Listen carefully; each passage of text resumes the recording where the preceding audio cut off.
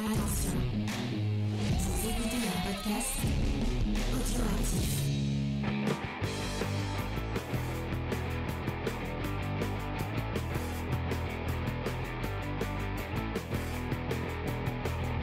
Salut à tous et bienvenue dans Comics BD Discovery. Je ne sais pas encore comment je vais appeler cette émission, on verra bien. Moi, je dis BD Discovery bonus.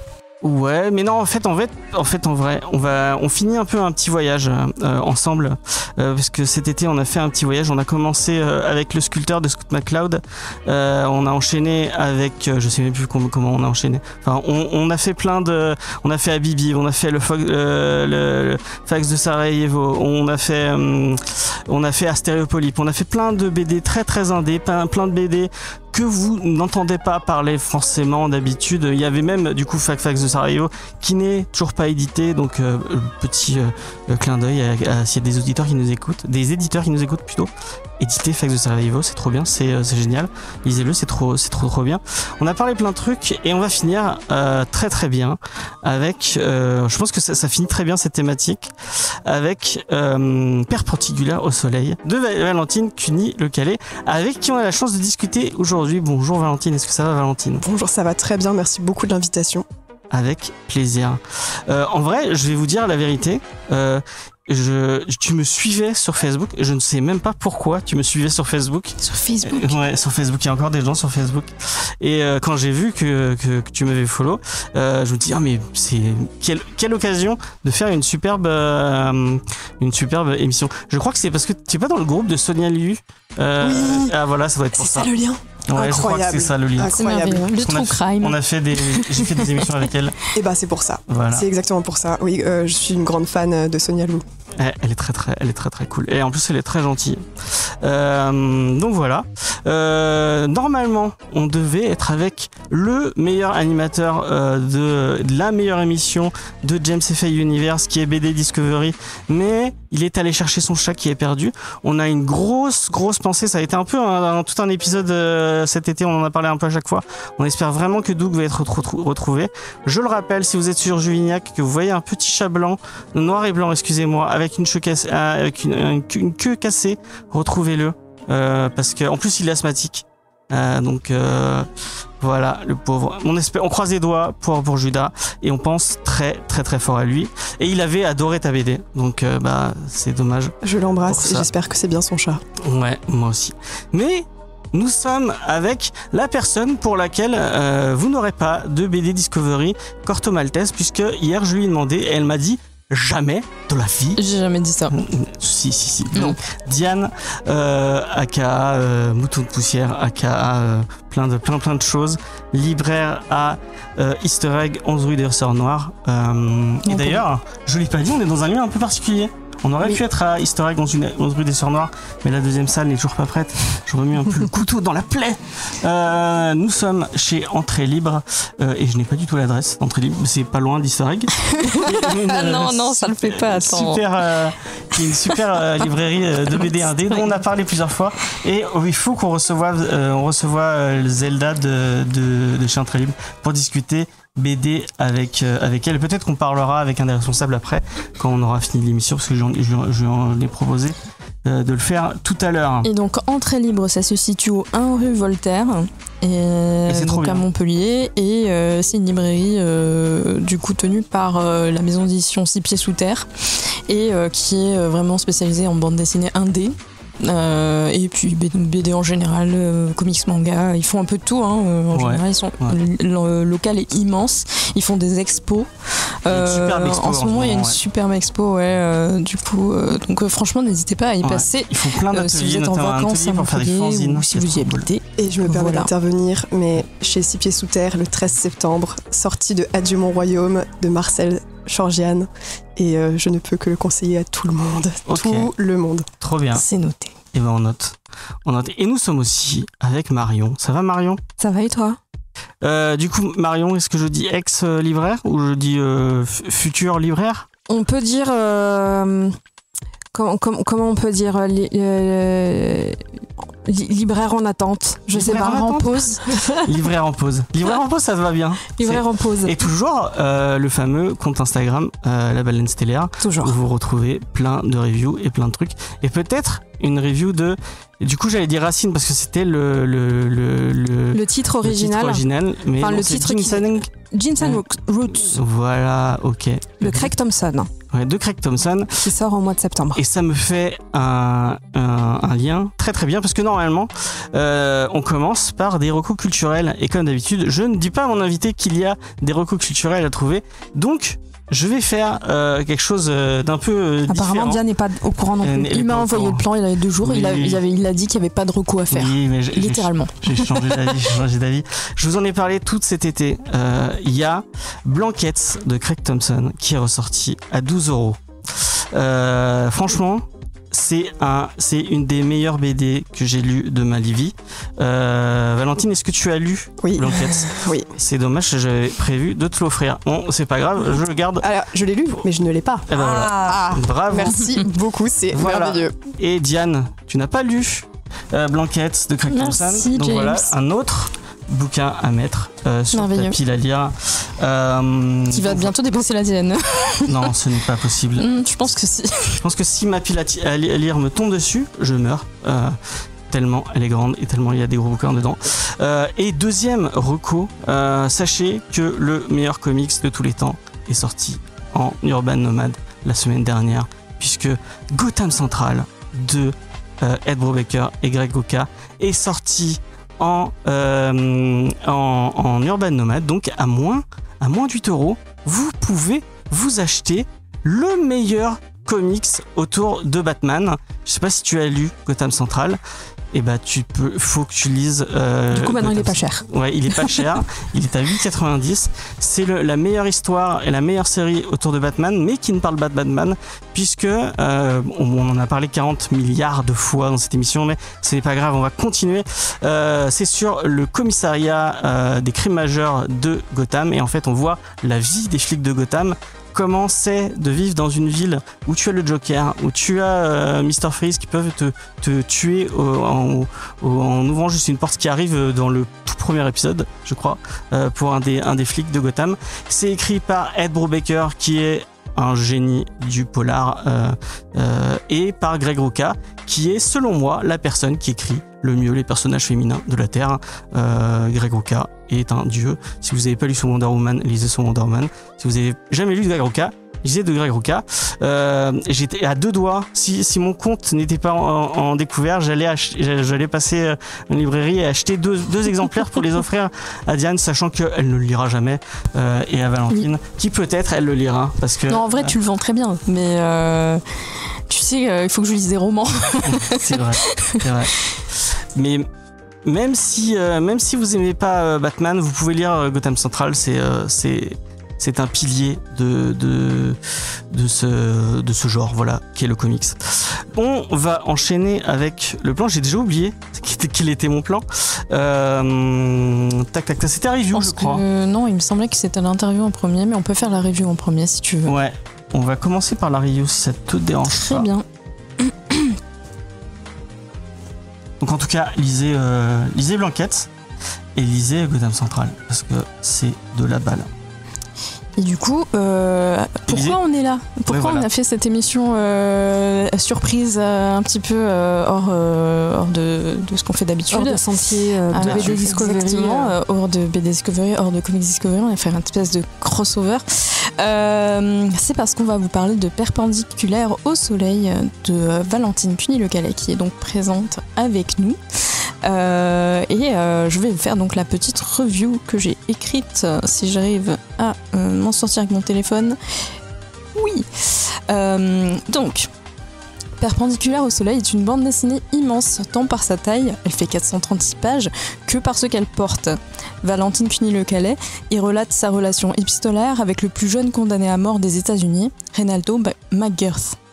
Elle a tout juste 19 ans quand, effarée par les propos de Marine Le Pen lors des attentats de 2015 et abattue par les sondages qui montrent une envie du retour de la peine de mort en France, elle ressent le besoin d'agir et contacte l'ACAT, l'Action des chrétiens pour l'abolition de la torture. N'hésite pas à me corriger si jamais il y a quoi que ce soit. Ainsi, Reynaldo et elle vont faire plus ample connaissance et vont développer une amitié puissante, articulée autour de leur quotidien, de questionnements philosophiques existentiels et de beaucoup d'art. Parce que Valentine est artiste, elle dessine ce qu'elle voit autour d'elle, ce que Reynaldo lui demande aussi, mais Reynaldo, de son côté, peint et dessine également avec les moyens du bord. Reynaldo brise assez vite la glace concernant le pourquoi de sa sentence et explique qu'il se renseigne pour qu'on le juge à nouveau. Il plaide non coupable. En attendant, il est toujours coincé dans le couloir de la mort, dans 5 mètres carrés sans fenêtre, et les lettres lui permettent de s'évader un peu. Mais toujours sous un contrôle constant, car la liste des interdits concernant les correspondances est vaste. Pour tout vous dire, la réalisation même de la BD avec l'aval de Reynaldo a été compliquée par la censure de la prison. Peut-être que parmi nos auditeuristes, il y a des gens qui sont pro-prison et peut-être même pro-peine de mort. Ainsi, vous vous dites « Ah, c'est super, c'est vraiment normal de tout contrôler ». Mais si vous lisez la BD, je pense que vous pourrez comprendre que ce contrôle est arbitraire, il frôle l'absurde, pour ne pas dire l'ubuesque. Ce projet de bande dessinée n'avait pas pour but d'être un récit forcément enragé et revendicateur. Évidemment, il renferme de la colère, mais c'est une colère sourde, une colère bien dirigée, sans énergie mal dépensée. Parce que dans ces 5 mètres carrés, tout prend des dimensions déformées et on prend conscience de la préciosité de plein de choses. Graphiquement, c'est aussi intense que ce que le récit laisse paraître. On a un mélange de techniques assez fabuleux entre la gravure, la gouache, le crayonné, le frottage, le découpage. Les dessins de Reynaldo sont colorés, précis, poétiques, là où ceux de Valentine apportent souvent de la concrétude et du symbolisme. Il est trop facile d'oublier les gens qu'on enferme dans les institutions, et je parle pas seulement de la prison, il y a vraiment beaucoup d'institutions dans lesquelles les gens sont enfermés. Et Perpendiculaire au soleil offre une ouverture sur ce monde sans être dans le voyeurisme ou la curiosité morbide. C'est très clairement un chef-d'œuvre qui va me rester longtemps en tête. Merci beaucoup Diane pour cette review. C'est moi en premier pour dire merci. Merci d'en avoir dit autant en si peu de mots. Ça me touche énormément. J'ai juste une précision, c'est Reynaldo était à l'époque de sa condamnation le plus jeune condamné à mort de Floride. Donc il avait 18 ans au moment où il a été arrêté et 20 ans au moment où il a été condamné à mort, donc pour le meurtre de Diana Miller. Et moi j'ai commencé à correspondre avec lui quand j'avais 19 ans et lui 28. Oui. Voilà, ça faisait déjà 10 ans qu'il était incarcéré, dont 8 dans le couloir de la mort. Ok, merci. Du coup, Valentine, est-ce que tu peux te présenter à nos auditeurs en quelques mots? Je m'appelle Valentine Cuny-Lecalais, comme vous l'avez répété. J'ai 27 ans aujourd'hui et je suis de fait autrice de BD, même si c'est quelque chose qui m'est entre guillemets tombé dessus parce que je me destinais pas vraiment à faire de la BD à la base. J'ai été formée à l'École nationale supérieure des arts décoratifs de Paris en section images imprimées et ce que j'ai toujours voulu faire, c'est des livres pour enfants, mais de type album illustré. Et c'est d'ailleurs toujours mon objectif de vie, je crois. Mais quand ma relation épistolaire avec Reynaldo est devenue une relation artistique à sa demande, je me suis retrouvée de fait à produire des images qui formaient des planches de plus ou moins BD, et au final ça a été édité dans une maison d'édition de BD, donc officiellement je suis autrice de BD. Que dire oui, le projet de Perpendiculaire au soleil s'est fait à la base à la demande de Reynaldo. En premier lieu, un jour, il m'a demandé si je pouvais faire des affiches ou des flyers pour parler de son cas. Et je lui ai dit, mais en fait, depuis la France, des affiches ou des flyers, ça ne sert à rien. En fait, ça ne dira rien. Je peux faire de belles images, certes, mais ça racontera pas d'histoire.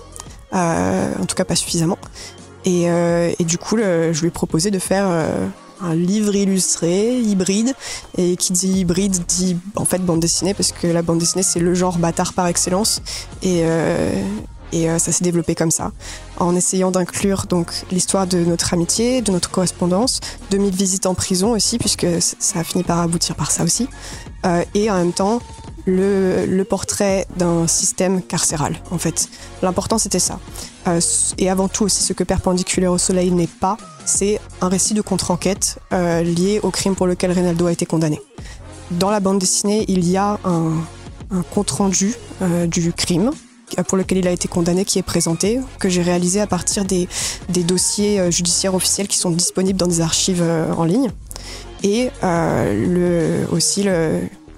déclaration, il n'y a pas d'autre mot, une déclaration de Reynaldo disant que lui est innocent, mais il n'apporte pas d'éléments dans ce sens, etc.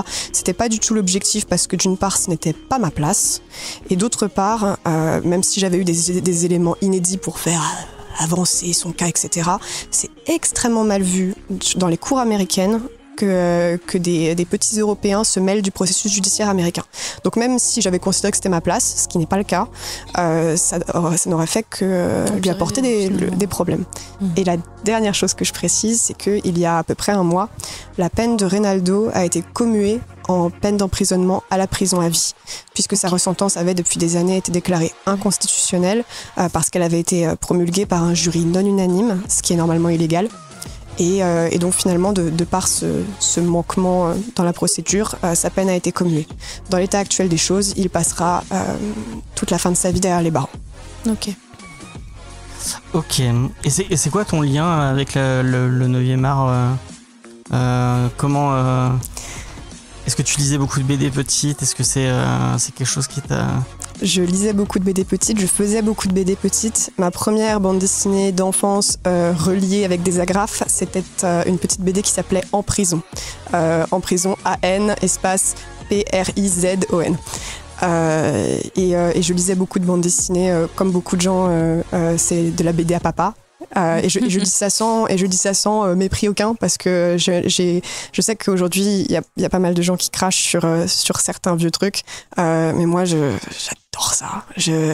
J'adore la BD à papa, j'adore les Torgal, j'adore les Bourgeons, les Compagnons du Crépuscule. Ça a accompagné mon adolescence d'une manière extrêmement intense, et notamment le rapport de Bourgeon à la représentation du corps des femmes et du corps violenté des femmes, je trouve, est beaucoup plus moderne que ce qu'on pourrait penser au premier abord.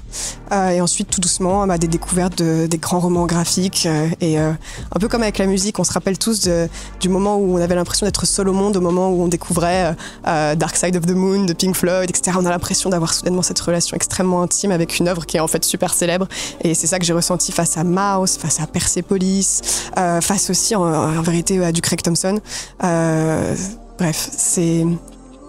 Là encore, c'est l'aspect bâtard de la bande dessinée qui me touche. C'est qu'on puisse sans problème adorer la ligne de Hergé et ensuite aller vers du Thomas Hoth, aller vers du Zeina Abirached. C'est merveilleux de passer du coq à l'âne en BD. Et j'ai l'impression que c'est un milieu, même s'il y a, comme dans tout milieu, du snobisme, j'ai l'impression que c'est un milieu plus ouvert aux styles différents. J'ai l'impression, de ma petite expérience.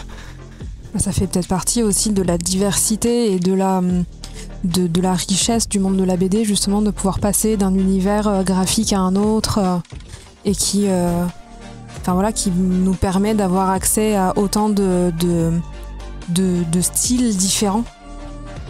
Ouais, totalement. Et un autre truc qui a été très important pour moi, ce sont les récits sans parole de Lindward, entièrement en gravure sur bois, et de Franz Mazrel. Je sais pas si on dit Mazrel ou Mazril, je l'ai toujours vu écrit, mais je l'ai jamais entendu prononcer, donc désolée.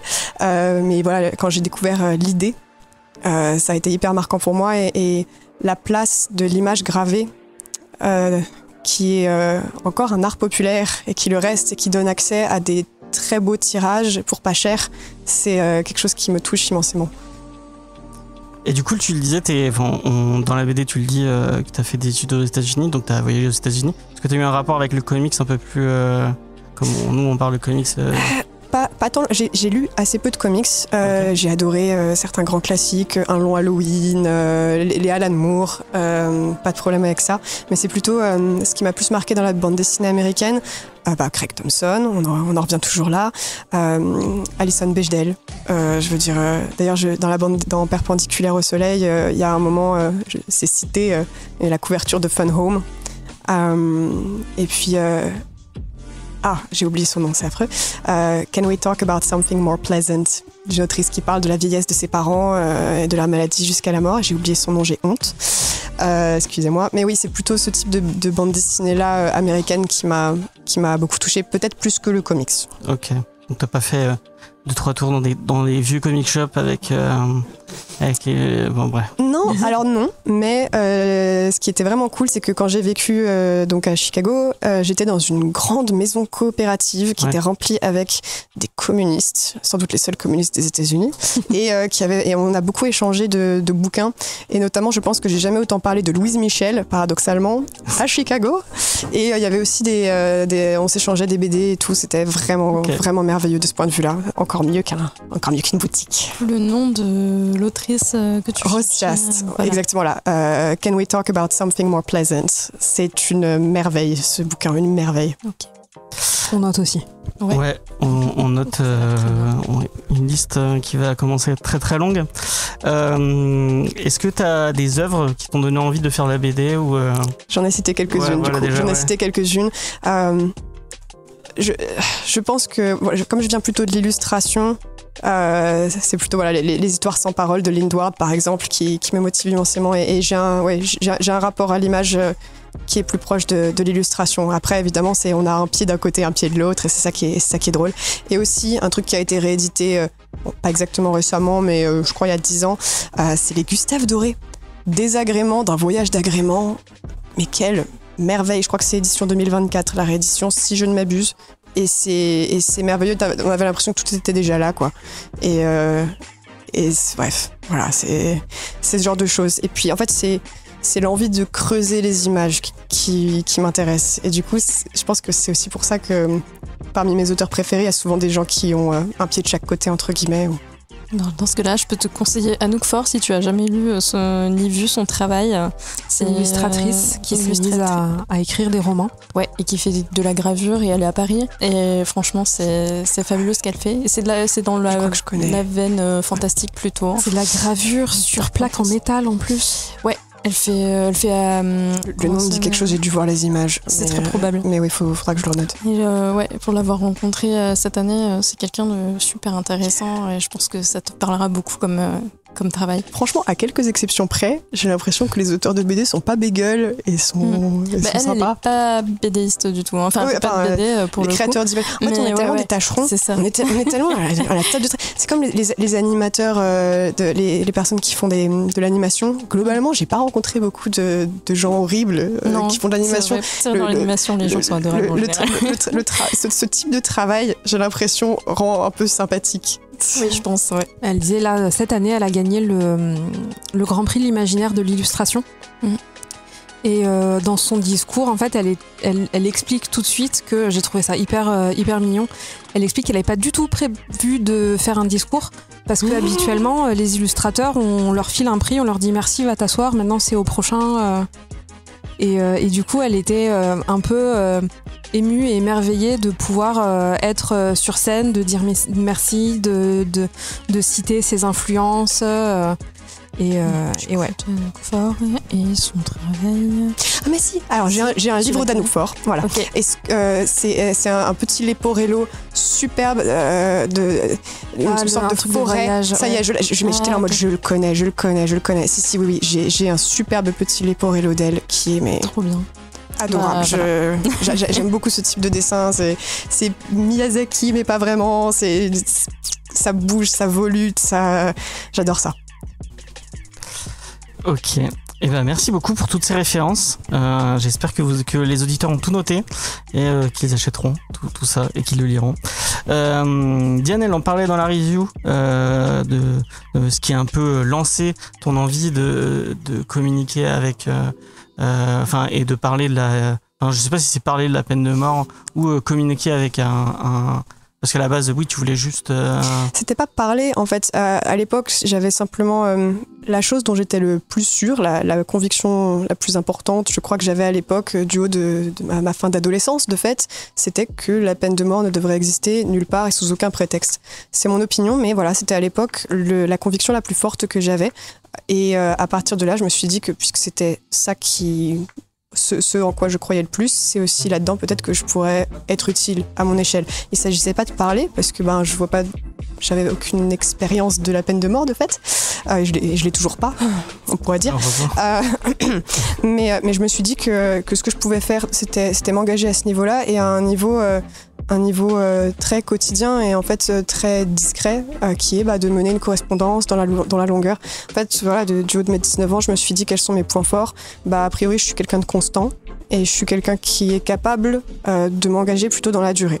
Donc je me suis dit que c'était parfait pour ça. Et donc je me suis mise à militer à l'ACAT et à participer à leur programme de correspondance.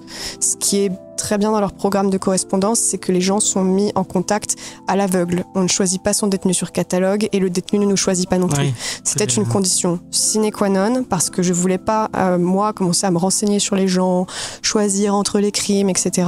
Et je voulais pas non plus qu'une personne choisisse une petite meuf de 19 ans, ça m'aurait sans doute gêné. Et donc c'est l'ACAT qui nous a mis en contact.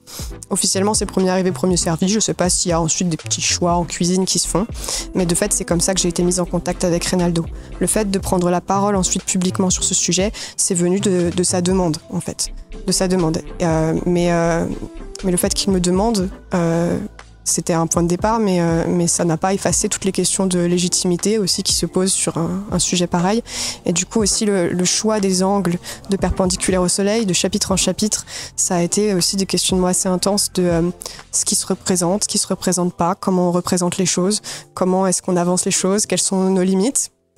Donc ça a été complexe à réaliser, à la fois, comme tu l'avais mentionné, sur les difficultés qui ont été posées par la prison elle-même, la censure, les rejets, les blocages, mais aussi des questionnements purement artistiques, éthiques et politiques qui se posent de chapitre en chapitre. Je trouvais super intéressant le fait que tu inclus dans ton récit tes recherches sur les personnes noires, sur comment les dessiner, sur comment elles ont été représentées dans la BD auparavant et tout ça. Et enfin voilà, ça m'avait pas mal marqué ce passage-là. En fait, la structure de l'album, le parti pris de l'album, c'est de le structurer. Le récit avance de document en document. Les documents qui font partie intégrante de la correspondance, quels documents m'arrivent, quels documents j'envoie, et mes recherches personnelles ensuite qui sont dans ce que j'appelle l'entre-deux-lettres. Et donc il peut s'agir en effet de recherches liées à la représentation des personnes noires, la représentation des corps de victimes, la représentation des corps incarcérés, la violence en général. Et il n'y a jamais une solution miracle, il n'y a jamais une recette. Donc à chaque fois, il faut faire des choix graphiques distincts et motivés. Et voilà, l'idée, c'était que, puisque l'histoire avance de document en document, c'est aussi une histoire à trous. C'est pas autobiographique en mode c'est pas toute ma vie qui est racontée. C'est uniquement ce qui est dans les limites de cet échange de documents. Ce qui est en dehors n'existe pas. Et du coup, c'est en quelque sorte un portrait à trous aussi. C'est un portrait à trous de Reynaldo, c'est un portrait à trous de moi. Et c'est aussi ça qui m'intéressait, c'est les manques, les non-dits dans une amitié, quels non-dits font partie intégrantes de l'amitié et lesquels sont un manquement à l'amitié. Les choses se mélangent de ce côté-là. Et j'ai une comparaison qui peut être un peu bizarre, mais je sais pas si vous avez lu le roman Dracula. Et Dracula avance de document en document.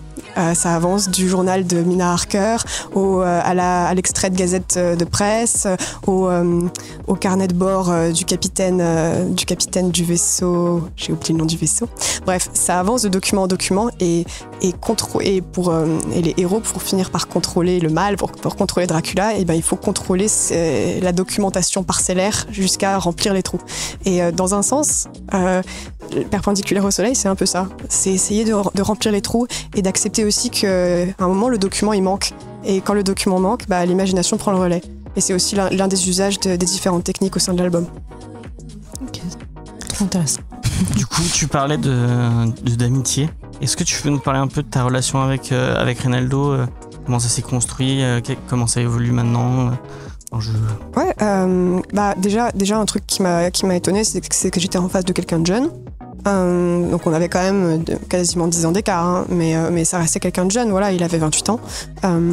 Très rapidement, on s'est rendu compte qu'on avait des atomes crochus sur la question de la musique, par exemple, on s'échangeait des playlists. Et puis rapidement, on s'est échangé des images. Et quand les mots manquent, parfois envoyer des tas de photos et les sélectionner, c'était quelque chose d'assez intense.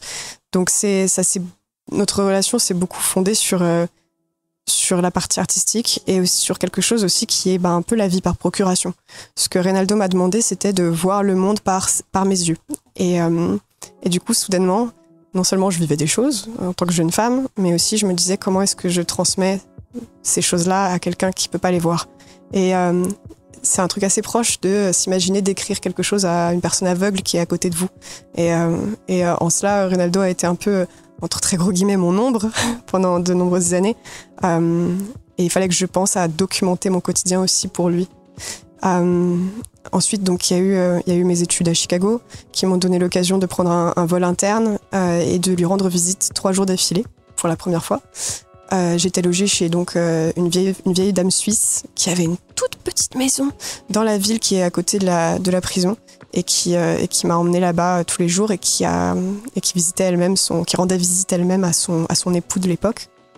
Donc les visites, c'est un moment très particulier et qui a été, je crois, évidemment très important pour notre amitié parce que la salle de visite, c'est entre gros guillemets une salle de fête. C'est un moment très intense pour les détenus et pour les visiteurs. C'est des moments rares et compliqués parce que les détenus sont souvent très éloignés de leur famille parce qu'il n'y a qu'un seul couloir de la mort par État. Parfois 2 dans le cas où les hommes et les femmes ne sont pas dans le même bâtiment, mais pour simplifier, disons un seul par État. Donc souvent les gens sont loin et vu que normalement il n'y a qu'un jour de visite par semaine, c'est rare d'avoir des jours d'affilée, c'est un investissement colossal qui fait que c'est un instant très précieux, un instant où les gens se respectent énormément, même s'ils peuvent avoir des différends parfois importants en dehors de la salle de visite. Mais soudainement, c'est une bulle de protection et de recréation de rapports sociaux normaux, de rapports familiaux normaux, de rapports amoureux aussi normaux. Donc voilà, c'était très très intense et après j'ai eu l'occasion de lui rendre visite encore puisque entre-temps je me suis mariée avec un jeune artiste américain qui vit au Texas et du coup entre le Texas et la Floride j'ai fait plusieurs fois l'aller-retour. Okay. Et aujourd'hui, pardon, pour revenir, excuse-moi, donc Reynaldo a été condamné à la prison à vie et il est actuellement dans un centre, c'est affreux, mais ça s'appelle comme ça, un centre de tri, où sont les détenus avant d'être dispatchés. Donc c'est des détenus qui viennent d'être condamnés normalement et qui ensuite vont être envoyés un peu comme des paquets dans différentes prisons. Et donc là, Reynaldo est là actuellement, donc les communications sont compliquées parce que c'est pas une adresse définitive. Là encore, c'est affreux de dire ça, mais c'est comme ça. Du coup, sans trop spoiler l'histoire... Ça se spoil pas, c'est ouais, c'est vraiment du spoil. Il y a un moment où tu parles des complications qui deviennent de plus en plus au niveau de la communication avec lui, que tu peux même plus lui envoyer de lettres, qu'il y a que les cartes postales prétimbrées qui sont admises, puis même après c'est encore pire, où c'est c'est Paylib, JPay. Maintenant c'est Securus. Bon, bref, pour faire un résumé. Alors d'une part, un truc précis pour nous, c'est qu'une fois que la prison a compris qu'on menait un projet plastique, la prison a été beaucoup plus dure sur les échanges. Beaucoup plus de choses étaient renvoyées pour des raisons totalement absurdes, etc. Ensuite, il y a un truc qui ne nous concerne pas nous, mais qui concerne l'ensemble des détenus. Quand les détenus étaient renvoyés en maison d'arrêt pour des procédures, ils n'avaient droit qu'à des cartes postales prétimbrées. En effet, c'est la politique postcard only. On peut envoyer des cartes postales sans enveloppe et sans timbre collé parce que entre le timbre et la carte, on peut mettre de la drogue, etc.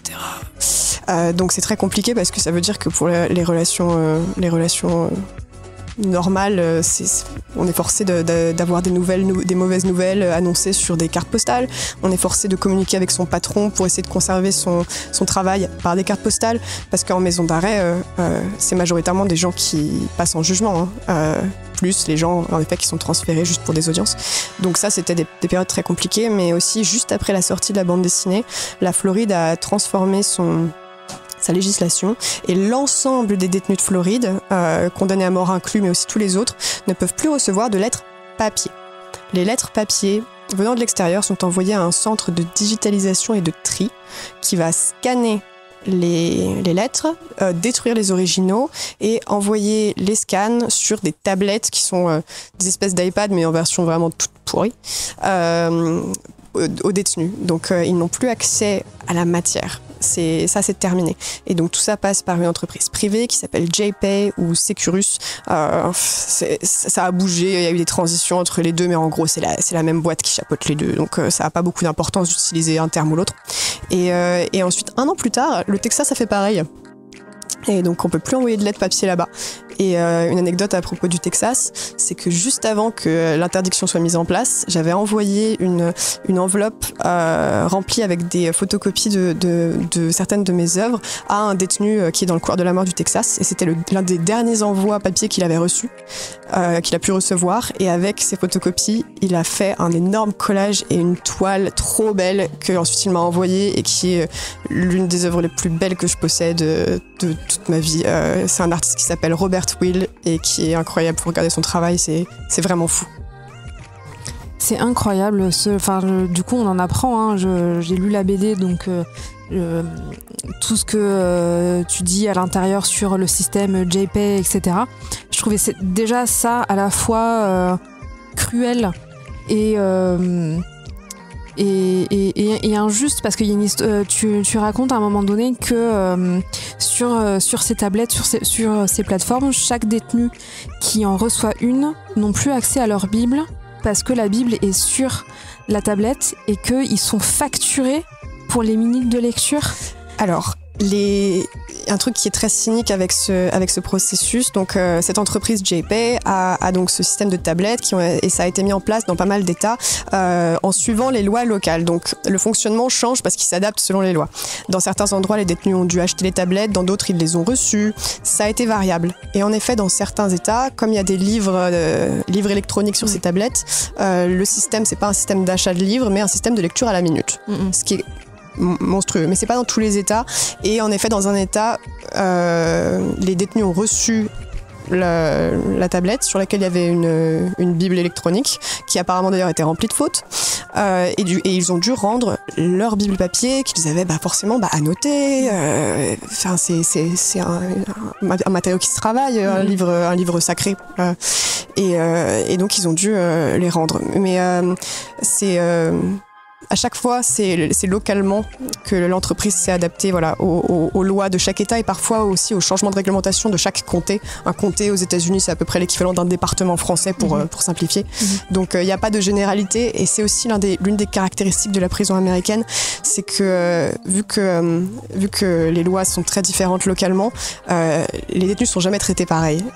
Si vous lisez un article sur la prison américaine qui dit les détenus ont droit à ci, à ça, machin, n'y croyez pas, parce que les variations sont immenses, de prison en prison, de couloir de la mort en couloir de la mort. Il n'y a pas de généralité.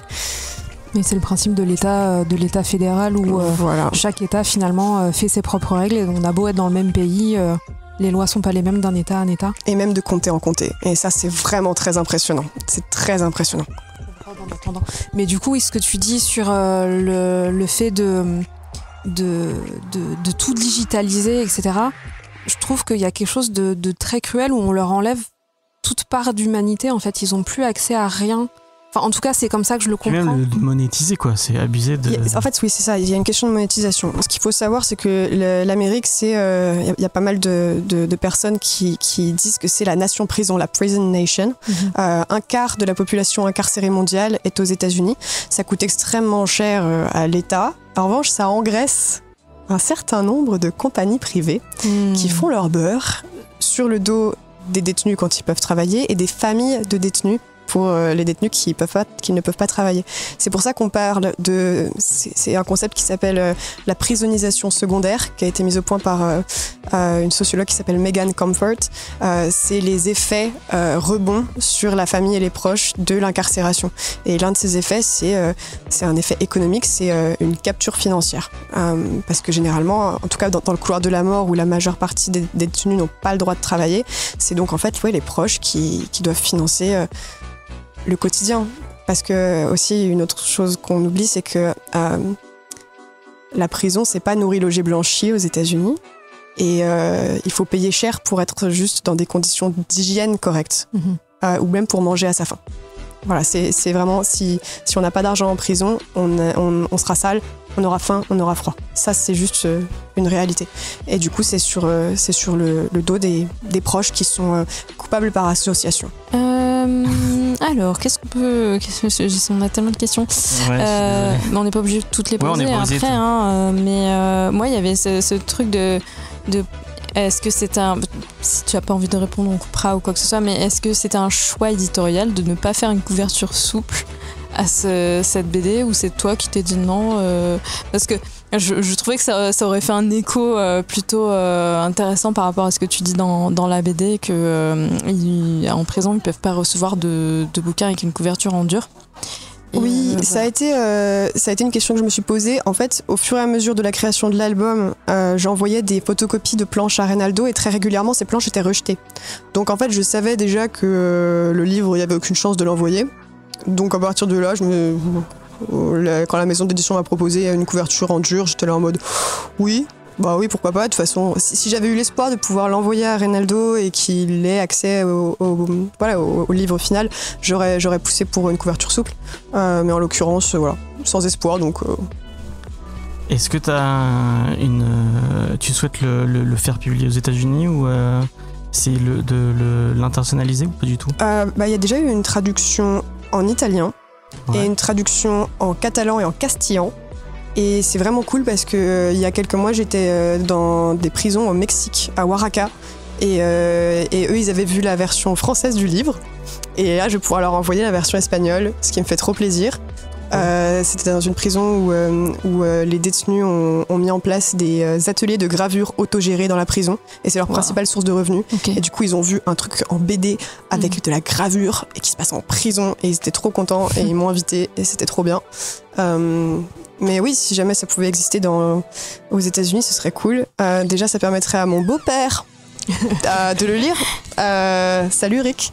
Mais il est très curieux. Mon beau-père est pro peine de mort. Et on parle souvent de peine de mort ensemble. Et en fait, il serait très curieux de lire ma bande dessinée. Okay. Et j'aimerais bien, un jour. Et je l'ai envoyé à une amie aussi à Chicago qui, elle, le lit avec le traducteur Google par-dessus les pages. Mais oui, écoute, je ne sais pas si ce sera traduit un jour. Il y a plein de questions éditoriales et politiques qui se posent. Est-ce que légalement, la BD aurait le droit d'être publiée aux États-Unis étant donné que c'est un détenu américain ? Oui, parce que Reynaldo n'est pas officiellement sur la couverture comme auteur. Ah oui, c'est pour ça, oui, t'as pas le... Voilà, donc ce serait légal, ce serait possible. Ok.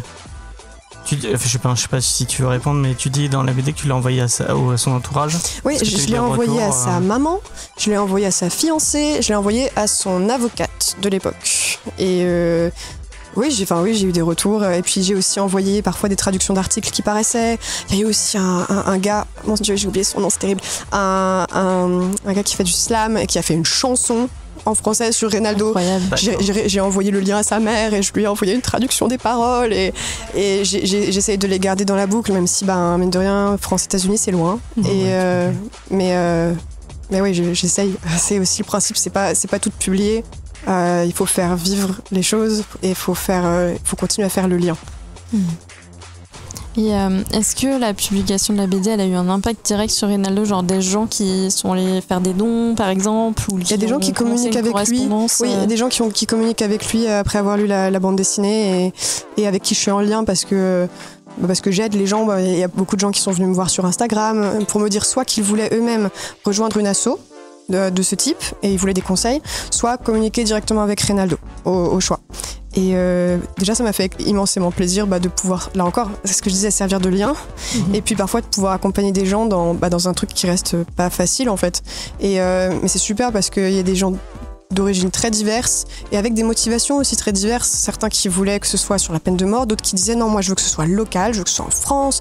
Mais le fait qu'ils viennent me voir, c'est super cool. Et généralement, je suis contente. Après, je suis pas une spécialiste, donc souvent, j'ai aussi renvoyé vers l'ACAT, vers l'Action des chrétiens pour l'abolition de la torture, et les conseils que donne l'ACAT et qui sont très utiles pour faire face à certaines difficultés de la correspondance et des choses comme ça. Si tu veux, on mettra le lien dans la description. Ouais, totalement. Si les gens veulent aller se renseigner. Ouais, franchement, ce serait super. Et l'ACAT, c'est vraiment merveilleux parce que moi, je suis pas chrétienne, mais j'avais envie de travailler avec une association de chrétiens œcuméniques. C'est pour ça que ça m'énerve parce que dans certains articles, les gens disent que c'est l'action des catholiques pour l'abolition de la torture. Je suis là en mode non, c'est des gens qui rassemblent les différentes communautés chrétiennes pour une action commune et qui visent pas que les chrétiens, mais qui se fait sans discrimination. D'accord. Ça m'intéressait dans un moment de fanatisme généralisé et de tous bords, de travailler avec des gens qui ont une foi qui correspondait à mes valeurs de non-croyante aussi. Et c'est vraiment chouette de pouvoir travailler comme ça. Ok, et le lien sera dans la description pour les gens à qui ça intéresserait.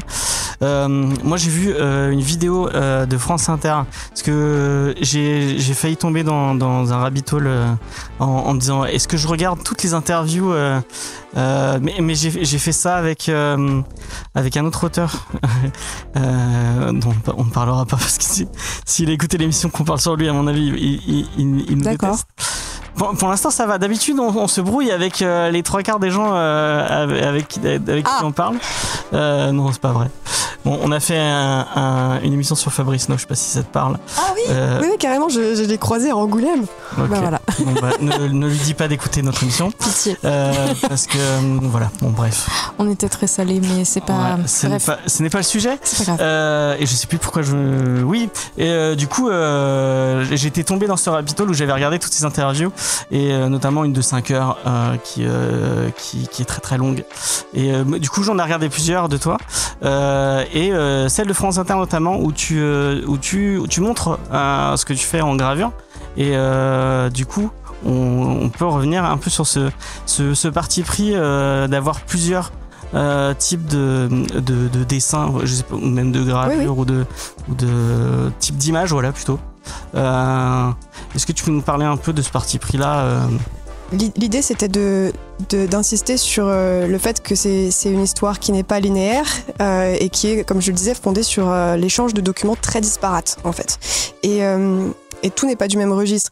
Donc, ce qui relevait de la description, pour le dire vite, réaliste de l'action et de la reproduction d'images d'archives, il s'agit de dessins au crayon à papier qui permettent une assez grande précision, qui permettent d'aller loin dans la nuance de gris, dans les hachures, dans les modelés. Et quand le récit passait du côté du rêve, de l'imaginaire et également de l'illustration des souvenirs que Reynaldo m'a confié parce qu'il ne réussissait pas psychologiquement à les illustrer, on passe à la gravure en taille d'épargne, donc gravure sur bois ou sur lino, qui est une technique du coup binaire, il y a du noir, il y a du blanc, et qui crée des images qui ont un impact différent, parce que pour retrouver de la nuance, c'est dans un travail de dessin très particulier, mais ça permettait de bien faire la différence entre les différents registres du livre. Et en plus de ça, donc, ces deux techniques qui sont du noir et blanc permettaient de mettre bien en avant les quelques dessins de Reynaldo, qui sont pour certains eux aussi en noir et blanc, mais qui sont aussi les seules véritables images en couleur de l'album, qui sont ces gouaches, qui représentent généralement de la végétation luxuriante, des paysages très carte postale, très particuliers. Ce sont des images qui sont pour moi très fortes. Ce sont des images qui sont aussi très kitsch, en fait, vu de l'extérieur. Mais ce sont des images qui ont été créées par quelqu'un qui n'a pas touché un brin d'herbe depuis 2006. Ouais, tu dis il y a un lien avec le végétal. Voilà. Il a pas de. C'est ça. Il n'y a pas de fleurs, il n'y a rien. Et du coup, ces images prennent un impact très différent. C'est différent de quelqu'un qui la semaine dernière faisait une balade en forêt et ensuite fait un paysage à la Bob Ross, et quelqu'un qui est dans du béton et du métal depuis toutes ces années et qui crée ces paysages-là. Il y a ça, et ensuite très ponctuellement, il y a la seule technique de l'album que je n'explicite pas au sein de l'album, où je montre pas le making of, ce sont les papiers brûlés. Ponctuellement dans l'album, il y a des papiers brûlés qui sont des moments de violence très particulières contre les corps et qui permettent de faire des images qui sont des images, je crois, des images de douleur, qui permettent de ne pas totalement abstraire la violence, parce que je trouve que c'est souvent un aveu de faiblesse de se contenter de faire une page noire ou de pas dessiner les choses, mais qui permettait aussi de ne pas l'expression que j'emploie, c'est se repaître du détail de la blessure. En tout cas, ces scènes, elles sont super marquantes. Moi, ça m'a touché particulièrement. Et c'est marrant, tout à l'heure en off, on parlait de Lise qui bosse chez Exemplaire. Et du coup, c'est marrant, je l'ai vu faire de ce que tu faisais dans le truc de sur France Inter. De la gravure sur lino, mais elle le faisait sur Twitch. Et il y a des gens qui m'ont dit de faire ça, ils m'ont dit fais-le sur Twitch et tout. Mais fais-le, franchement, fais-le. Mais en vrai, il faut parler. Ça a l'air tellement bien. Il faudrait être capable de parler tout le temps, en fait. Alors que moi, mais je me pas tais. Forcément. Bah forcément, il y a des gens qui font rien. Ouais. Il y a plein de gens qui. J'avais notamment à un moment, je suivais une bijoutière qui faisait ses bijoux en live. Et en fait, c'est des moments où elle doit être concentrée et tout. Et juste les gens, ils se parlent entre eux dans le chat pendant ce temps. Et il faut avoir un chat actif quand même. Faut avoir un bon chat. Pas nécessairement, parce qu'en vrai, c'est aussi un moment un peu contemplatif où les gens ils vont t'avoir genre sur leur écran, puis eux-mêmes faire du dessin ou autre chose de leur côté. Donc en vrai, c'est aussi une expérience à tenter. Parce que rien que ces 2 petites minutes de trucs de France Inter, ça m'a presque. Je parle de ma vie, mais je viens de me remettre au dessin, ça fait une semaine. Yes. Et alors que j'en ai pas fait depuis la primaire, et te voir faire ça, je me dis merde. Et je verrais trop Diane faire un truc comme ça. Je suis trop un truc que tu. La gravure. Ouais, la gravure sur lino. J'ai fait un atelier gravure avec Anouk Faure justement. La comédie du livre, ouais. Et c'était pas une réussite pour moi parce que tout le monde dessinait extrêmement bien autour de moi et je me suis sentie vraiment comme une grosse merde. Mais c'est pas grave, il faut continuer, il faut persévérer, tout ça. Moi aussi, regarde, t'as vu les dessins que j'ai postés sur Instagram, ils sont super moches. Mais c'est pas super moche. Ça fait une semaine que t'as. Oui, bref. Bref. J'ai fait un Steven Universe, on dirait vraiment qu'il est malade. Bref. S'entraîner. Il y a Judas qui pose des questions de France Culture là. Vas-y. Je suis désolée, ça va être très intense. Mais Judas, c'est la personne du coup qui devait faire l'émission avec nous, mais qui n'a pas pu venir. Mais il voulait quand même poser des questions parce qu'il était vraiment dégoûté de ne pas pouvoir venir pour te rencontrer. C'est l'Augustin Trapenard du groupe, c'est ça? Exactement. Okay. Et donc... C'est pas Julien, l'Augustin Trapenard du groupe plutôt? Les deux se défendent bien, bref. Donc je veux lire ces messages vraiment texto comme ça. Ce qui m'a donné le vertige en lisant Perpendiculaire, c'est qu'il s'agit d'une correspondance entre artistes. Nous y découvrons un homme qui réfléchit au monde et crée des œuvres personnelles qu'il souhaite partager, si ce n'est au monde, au moins à ses proches ou ses correspondants, mais qui est empêché de le faire. C'est un vertige incroyable que d'avoir un aperçu, et juste un aperçu, des œuvres d'un artiste sans que ses originaux soient accessibles, voire même existent encore pour certains. Est-ce qu'une œuvre existe si personne d'autre que son auteur ne peut bien la voir ou la toucher ? Bon, j'aurais tendance à dire que oui. Vous avez 4 heures. Et oui, c'est l'effet Judas. Tu n'es pas obligé de répondre forcément, voilà. Mais il y a plusieurs choses qui m'intéressent dans la question, et peut-être plus que la toute fin de la question. C'est quand il dit des œuvres pour les proches, parce que je pense que en prison, la création d'images relève du soin, du care. Les détenus qui n'ont pas d'autres moyens financiers pour faire des cadeaux que de créer des images qui leur coûtent déjà de l'argent, c'est une manière de continuer à être généreux envers l'autre, à faire du don. Dans certains cas, c'est des œuvres qui sont destinées uniquement aux personnes, aux proches, aux enfants. Et dans certains cas, ce sont des œuvres qui sont ensuite destinées à être vendues. Il y a des personnes qui offrent à leur famille pour que les familles vendent les choses. Et dans ces cas-là, c'est une manière de continuer à être, pour les Américains, c'est très important, à être provider, à être celui qui ramène le beefsteak. Et c'est quelque chose donc de très fort, cette notion de soin.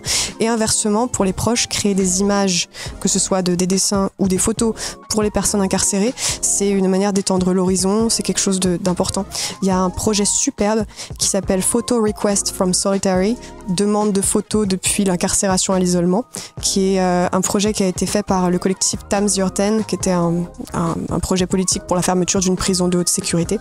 Mais le projet, c'était de demander à des personnes donc incarcérées à l'isolement, 23 heures sur 24 dans une cellule tout seul, pas d'accès à l'extérieur, pas accès au contact humain, de remplir des fiches, des formulaires de demande d'images. Ça pouvait être vraiment tout et n'importe quoi, depuis des images imaginaires jusqu'à aller me photographier la devanture de cette boutique dans telle ville. Et ensuite, les formulaires de demande ont été mis en ligne pour n'importe qui remplir ces demandes d'images. Et c'est super parce que du coup, sur le site, on a à la fois les originaux des formulaires, une retranscription des formulaires et aussi les différentes photos créées par des gens. Et parfois, plusieurs personnes ont répondu à la demande. Et ça, c'est le soin de l'extérieur vers l'intérieur, là encore du soin en images. Et ça, pour moi, c'est un truc vraiment central dans la prison en général, pas que le couloir de la mort, mais la prison, c'est qui contrôle les images, qui contrôle la reproduction d'images, et ne pas laisser ça qu'à l'administration pénitentiaire ou aux médias les plus putassiers. Ouais. Une autre question. Il a posté 3 questions. Enfin, j'ai pas répondu à sa question, mais disons que j'ai rebondi sur sa question. Ça passe. Comment est-ce qu'on se sent Est-ce qu'on pense sa relation à un artiste dont nous sommes réceptionnaires seulement par procuration, avec des enregistrements de mauvaise qualité, des morceaux parcellaires systématiquement censurés, etc. Oula, quoi Julia, c'est pas clair là. Vice versa, de son point de vue, c'est ton accès. rien compris à celle-là. C'est très on va la sauter. Désolée Judas, mais et en continuité, reproduire ses œuvres, quels enjeux entre la fidélité et la reconstitution, voire interprétation, reproduire quelque chose qui n'a jamais été vu, est-ce une œuvre originale?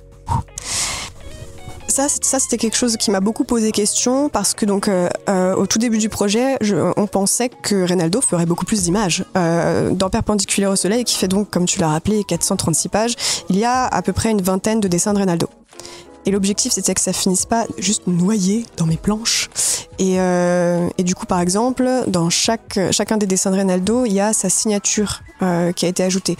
À la base, elle n'était pas toujours là. Et du coup, je lui ai demandé, Reynaldo, est-ce qu'à partir d'un extrait de ton écriture, je peux mettre une signature et aussi créer un monogramme, une sorte de monogramme à partir de son écriture, qui est présent dans chaque dessin pour que ce soit repérable. Et au-delà de la question de la signature, il y a une question aussi de mise en scène de l'image pour qu'elle soit pas noyée. Donc souvent, par exemple, les images de Reynaldo apparaissent en fin de chapitre. C'est la dernière planche du chapitre. Ça clôt quelque chose, ça clôt des épisodes. Donc le but c'était de préserver ces images dans mes planches. Et un truc qui m'a un peu vexée, oui, on va dire ça comme ça, c'est que beaucoup de gens ont fait le commentaire, on sait pas qui a fait quoi. Je suis en mode, mais toutes les images de Reynaldo, elles sont signées. Et puis je comprends si les images en noir et blanc qu'il a faites peut-être se perdent un peu plus, mais les images en couleur, ça se voit. Oui, je sais pas. Oui, non, j'avoue que c'est. Et c'est vrai qu'il y a beaucoup de différences de techniques, peut-être que ça a un peu perdu les gens, mais il y a la signature partout et elle est quand même bien visible. Donc, et aussi parfois, l'apparition de l'image de Reynaldo est intégrée au récit. C'est-à-dire qu'un chapitre peut être un moment d'ouverture de lettres, de sortie d'images, d'enveloppes ou des choses comme ça. Donc j'ai pas trop compris cette critique, mais en même temps, comme elle est récurrente, c'est bien que j'ai dû faire un truc qu'elle est pas. Mais voilà. Moi, ça m'a pas. C'est pas ce qui m'a marqué non plus. Quand je l'ai lu, je me suis pas demandé quel dessin appartenait à qui. Ça me semblait assez clair. Mais merci. Peut-être, voilà, ça dépend toujours des sensibilités. Et j'ai une dernière question, et après je sais pas si James on verra. va peut-être. Moi c'est une question aussi, un moment on le voit avec un masque et tout, et vous avez traversé le Covid, et le Covid en prison c'est quelque chose aussi. Le Covid en prison aux États-Unis, je me demande du coup, est-ce que tu as des retours de ça? Oui, j'ai des retours de ça. Toi tu l'as vécu, tu as des retours de ça aussi. Je pense que pour pas en faire des tartines mais pour parler d'un truc très symbolique, quand j'étais à Chicago, j'ai rencontré un homme qui s'appelle Patrick Pursley, qui a passé 20 ans en prison avant d'être finalement innocenté. Et il a notamment passé un temps d'incarcération dans la dernière prison panoptique qui était en fonctionnement de la planète, c'est-à-dire le bloc F de la prison de Stateville en Illinois. Quelque temps après, le bloc F a fermé parce que c'était un bloc insalubre, où il y avait notamment des problèmes de moisissure toxique. Et pendant l'épidémie de Covid, les détenus de la prison de Stateville des autres blocs qui étaient infectés au Covid ont été remis dans le bloc F. Le bloc F, qui a été fermé pour raisons respiratoires, entre autres, a été rouvert pour les détenus infectés au Covid. Okay. Et la quantité d'infections et de mortalité aussi dans les prisons américaines au Covid montre dans quel état sont ces prisons. Et ça a été aussi, je crois, assez terrible en France, mais les États-Unis, ça a été une sacrée hécatombe. Et l'hécatombe a touché les détenus, mais elle a aussi touché les travailleurs pénitentiaires. Il y a un truc qui est un peu qui donne un peu d'espoir, c'est ce que tu disais à la fin, sa peine a été commue en prison à vie, mais du coup maintenant il aura c'est un peu ce qu'on se pose à la fin comme question à la fin de la BD, c'est qu'il va y avoir des conditions de vie beaucoup plus simples. Je mets des énormes guillemets. C'est une question où c'est à voir. Je sais pas encore dans quelle prison il va être renvoyé en fait. Okay. Mais en principe, en tant que personne condamnée à la prison à vie, il aura accès potentiellement en cas de bonne conduite à un travail. Donc ça veut dire qu'il dépendra plus autant de ses proches et il pourra aussi même psychologiquement prendre soin de lui-même. A priori, il aura aussi des possibilités d'accéder à la bibliothèque directement. Plein de choses, mais qui vont dépendre de là où il est et du coup du fonctionnement de réglementation, parce que dans certains cas, il faut attendre tant d'années de bonne conduite sans aucune ombre au tableau dans le dossier comportemental pour avoir accès à ces privilèges. Donc voilà, mais actuellement, On attend encore un peu. Ouais, voilà, ok. J'avais prévu qu'on passe au moment de review, mais en vrai, je pense que vous avez tous compris. Marion n'a pas trop dit son avis. Ouais, vas-y, Marion. Et puis après, je pense qu'on pourra. Ouais, je pense qu'on donnera. Moi, franchement, j'ai adoré la BD. J'ai pas de. Enfin, à part dire que lisez-la, quoi. Vraiment, c'est génial. C'est un travail super touchant. Autant que tout ce qu'on a fait cet été. Vas-y Marion, qu'est-ce que toi Moi j'ai un peu découvert, j'ai fait exprès entre guillemets de pas chercher de quoi ça parlait avant de la lire, parce que j'en ai entendu parler, j'étais libraire BD donc évidemment je l'ai vu passer, j'en ai vendu beaucoup, parce qu'on l'a pas dit mais ça a gagné le prix BD Fnac et France Inter, je crois. C'est le même, c'est le prix BD Fnac France Inter. Voilà. Mais du coup, ça a fait parler, les gens ont été curieux. C'est quelque chose que je recommandais régulièrement pour l'avoir toujours en rayon. Et en fait, j'ai tellement été curieuse et frappée par la couverture que je me suis dit, je veux pas savoir. Je veux, quand je la lis, je veux rentrer dedans, je veux découvrir. Et finalement, on en a tellement parlé de cette BD que j'ai eu quelques indices. Mais du coup, moi, ce qui m'a beaucoup marqué, c'est les différences graphiques à l'intérieur auxquelles je m'attendais pas du tout et qui m'ont... Enfin, vraiment, ça m'a frappé. J'ai eu le moment où ça passe sur la première gravure. Je me suis arrêtée de respirer un temps. Carrément. Ouais, non, mais parce que je m'y attendais tellement pas et j'ai trouvé ça tellement beau pour une histoire aussi triste, mine de rien, et importante et lourde. C'est pas le bon mot, mais il y a quelque chose de très pesant dans cette histoire qui est vraie en plus. Et en plus, tu ouvres la BD sur les histoires de peine de mort que tu as lues quand tu étais enfant, notamment La Ligne Verte, etc. Et c'est un film et un roman, parce que j'ai lu le roman aussi après, qui je pense pour beaucoup de personnes nous ont ouvert à la peine de mort. Et parce que nous en France, moi personnellement, je me suis jamais tellement sentie concernée par cette question, parce que c'est aboli en France, ça n'existe pas. Ça n'existe pas, mais après il me semble actuellement 18 citoyens français condamnés à mort à travers le monde pour des raisons diverses et variées, allant du terrorisme au trafic de drogue. D'accord. Donc de fait, ça concerne encore la France d'une certaine manière. Et puis c'est pas loin derrière nous, même sans être condamné. La faire revenir. Voilà. Voilà, c'est quelque chose. On l'entend, les gens remettez la peine de mort, machin. Chacun pense. Moi je suis pas dans j'ai plus la même vision que toi, en étant très peu informée. Et du coup, vraiment, cette BD, ça a ouvert, ça m'a appris plein de choses. Et en fait, ça m'a vachement, ça m'a beaucoup émue. Et le fait de t'en entendre parler, de tes contacts avec Reynaldo, le fait que j'ai compris que tu avais d'autres correspondants qui sont pas forcément dans le couloir de la mort, mais et de faire ça à 19 ans. Enfin, mais quel courage et quel... Je sais pas non, c'est pas du courage. J'ai avancé très protégée et si les gens considèrent que c'est jeune de le faire à 19 ans, dans ce cas-là, il faut se dire aussi c'est jeune pour certains d'être condamné à mort à 18 ans. Puisqu'on peut l'être. Donc. Évidemment. Mais je veux juste rebondir sur ce que tu dis par rapport à la peine de mort abolie en France, c'est vrai. Mais en fait, c'est au-delà de la question de la légalité de la peine de mort, c'est la question de la punition. Tout le monde a un rapport très complexe à la violence.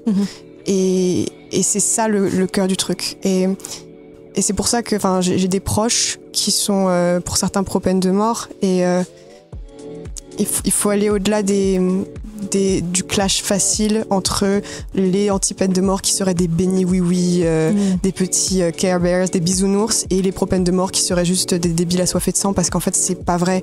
Et chacun survit à la douleur comme il le peut.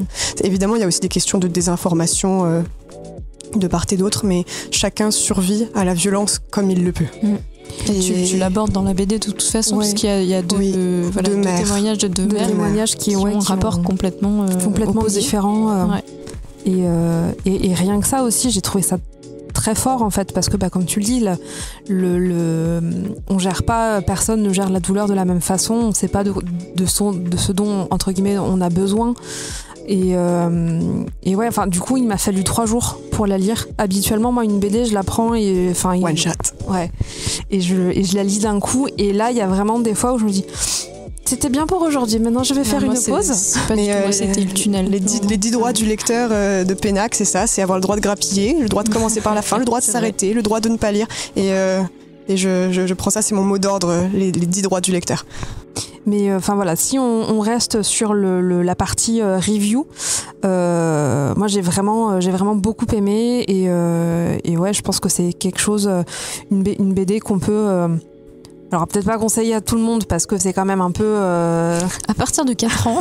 Moi pour le coup je peux, elle aime pas quand je parle à sa place, et il ne faut pas parler à la place des gens, mais Faye l'a lu, et elle voulait participer, et au final elle s'est dit ouais non c'est un peu dur, je sais pas si j'arriverai à en parler, donc je sais pas si tu le prendras le mal qu'on le dise que c'est pas une BD à mettre entre toutes les mains, parce que ça parle de sujets compliqués. Non mais oui, là encore ça revient à chacun son rapport à la violence, chacun sa possibilité de lire sur la violence. Je connais des personnes qui s'en protègent, et je connais à l'inverse des gens qui, juste après avoir vécu des choses horribles, pour se détendre, se mettent en fait entre l'accusé. Ah oui. Et voilà, c'est vrai. Et après ça dépend de comment on se considère en tant que lecteur, et aussi en tant que parent, puisque je connais des parents qui ont utilisé la bande dessinée pour la lire avec leurs enfants. Une lecture accompagnée. Et là encore, voilà, ça dépend de comment on considère la maturité de chacun, etc. Et comment est-ce qu'on accompagne le rapport des gens aux images et au texte, mais aux images. On a quand même un rapport viscéral particulier aux images. Donc oui, pas entre toutes les mains, comme tous les livres, mais il y a plein de possibilités de lecture différentes et d'accompagnement différents autour de cette BD, en tout cas j'espère. En tout cas, chez les scolaires, il y a beaucoup de scolaires qui font des choses, et je suis invitée beaucoup par des profs, et j'adore ça, c'est mon truc préféré, parce que les enfants et les adolescents sont bruts de décoffrage, et j'ai les meilleurs débats du monde avec eux. Et à chaque fois que j'interviens dans une classe, en fait je suis désolée, depuis tout à l'heure je coupe. Mais pas du tout. C'est là pour ça en fait. Nous, on se régale. À chaque fois que j'interviens dans une classe, sur une classe de 30 élèves, il y a une chance pour qu'il y ait au moins 1 ou 2 personnes qui ont connu de la violence sexuelle au sein de la famille. À chaque fois que je suis devant des gens en général, mais en particulier devant des groupes d'enfants, je sais que ces enfants, du haut de leurs 15 ans, 16 ans, ont connu des violences extrêmes. Et quand j'arrive, c'est pour échanger avec eux, pas pour arriver en leur disant « La peine de mort, c'est pas bien. Vous le savez là, les enfants ?» Le but, c'est d'essayer de parler sur ces sujets compliqués, et de parler de la représentation de ces choses compliquées. D'essayer de penser une éthique de la représentation du corps en souffrance, des souffrances, des systèmes politiques. Et c'est complexe, mais à chaque fois, j'ai une chance immense de pouvoir être mis en face de ces gens, de ces enfants, adolescents, jeunes adultes. Bah je sais pas quoi rajouter d'autre. T'avais sorti un autre bouquin sur le même. Est-ce que je sais pas si on parle des 9 jours. Non, je sais plus comment tu l'as appelé. Le monde dans 5 mètres carrés. Oui, voilà, excuse-moi. Ça a précédé Perpendiculaire au soleil. Quand Reynaldo m'a demandé de parler de son cas, j'ai d'abord sorti un tout petit livre, il fait 200 pages, 220 pages, sans images, qui a été publié chez Stock en 2020, juste avant le confinement. Ouais, donc la mort du livre direct. Ok, si les gens veulent pousser un peu plus loin l'histoire, ils peuvent aller... En vrai, ça a précédé, donc Perpendiculaire au soleil est un peu le prolongement plutôt de ce livre-là. Okay. Mais là encore, on en revient aux écoles. Maintenant, dans certains établissements, ils étudient le livre et la bande dessinée pour parler du thème de la réécriture. Et en fait, c'est trop bien. Je suis trop contente. Merci beaucoup. Je vois vraiment pas quoi rajouter. Oui. C'était vraiment trop bien. Ouais, merci. Merci pour cette invitation de fou dans ce lieu de fou. Si jamais, chers auditeurs, vous entendez des bruits de fond, c'est dans ce superbe endroit où il y a de la vie. Librairie, exposition, buvette. Oui, parce qu'il y a de la bière aussi. À la base, j'avais prévu de faire un petit moment où on parle d'entre libre, mais ça a été tellement intense à mon avis. Je préférerais. On en a parlé au début. On invitera Zelda, ce sera plus simple. Peut-être pour parler de Racine. Enfin, non, c'est pas Racine. Ils ont changé le titre sur le nouveau bouquin de Craig Thompson qui sort en octobre, qui a l'air trop bien. De toute façon, ça dépend parce que la Bibi c'est pas terrible, mais non. Hot takes. Non, bref, on a fait une émission. Elle écoutait. Restons concis et restons sur le bel échange qu'on a eu avec Valentine. Merci Valentine, merci Diane. Merci Marion. En plus Marion qui a dit oui au tout dernier moment, elle n'était pas prévue à la base, donc merci beaucoup Marion. Moi non plus j'étais pas prévue à la base. Personne n'était prévu à la base. Mais on a passé un très bon moment. Et merci beaucoup à Basile qui a été notre ingé son. Merci beaucoup. Donc sur ce, nous on se donne rendez-vous. J'avais noté. La prochaine, dis pas des trucs.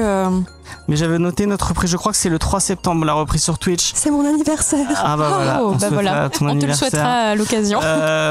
Les gens, venez sur Twitch parce qu'il va y avoir, cette nouvelle saison, il va y avoir plein de nouvelles surprises. Je sais pas quand ça sortira. J'ai pas envie de l'annoncer parce que y a une surprise en particulier. On a fait un petit investissement.